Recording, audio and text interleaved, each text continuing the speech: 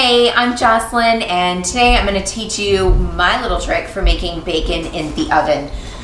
First things first, to make this really crispy and also to keep the cleanup to a minimum, I use a cookie tray that's got a little bit of a lip on it, and I line it with tin foil.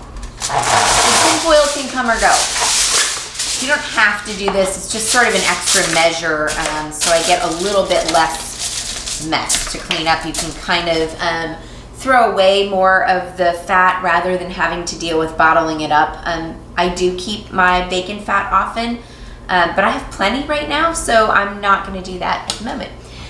Second thing I do is I use, these are just little wire racks for cooling cookies, and I'm going to real quick give them a little bit of a spray with some Pam, because then nothing sticks to them, right? And I set these inside my pan, and that allows the heat to get underneath the bacon. I know a lot of people try to make bacon, you just stick it under the broiler and just let it cook, and that is great, but it often turns out kind of soggy. So this allows the heat to get under it. Also, all of that fat kind of drips down to the bottom, and it's not sitting in its own fat, so it gets a little bit crispier. So I'm just gonna lay these out and we're gonna stick them to broil.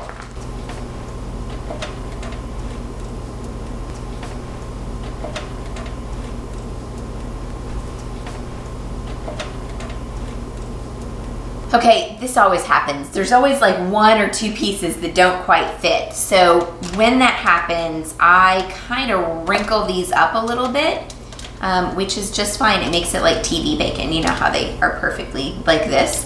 You can kind of do that on your own, and then you can squish in that last little piece, and those wrinkles actually kind of cook into it, and it does look more like TV bacon in your own house, which is cool.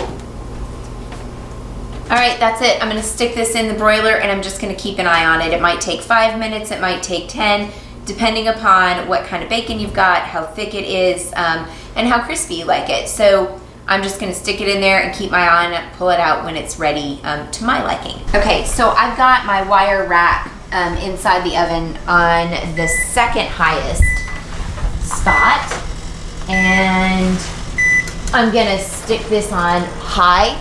The broiler's on high, and I'm just gonna stick that in there and keep an eye on it for a couple minutes. So I'm gonna get in here and check this. It's only been in like 3 minutes, but I like to turn it around sometimes, because sometimes your broiler, depending upon whether or not you have electric or you have gas, sometimes you get hot spots and things like that. So I like to just turn it around because bacon's sensitive, right? It can totally burn in one area and not be cooked in the other. So I'm just gonna pull this out and turn it around. There's a lot of steam, a little smoke. It's starting to look really nice though. So I'm gonna give it just a minute.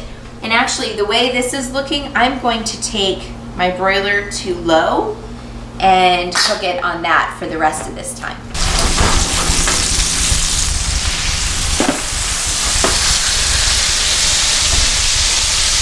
All right, you can hear that sizzle. It is good and done. I've already got my platter lined, and I'm just going to take these and I turn them upside down, because most of that fat is already down into this pan, so we don't really have to worry too terribly much. So if you are a person like me who saves your bacon fat, you can go ahead and take this and just kind of, tilt it carefully, don't burn yourself, into your cup or jar, whatever you keep it in, and that'll be fine. But if you do not save your bacon fat, which I don't know why you wouldn't, but unless you have too much like I do right now, let this cool, and it'll kind of all sit on top of that foil, and then you'll be able to throw it away, because you don't want to put bacon grease down your pipes, because it makes a big giant mess for the system, and so we don't want to do that. So we're going to be responsible and throw this away.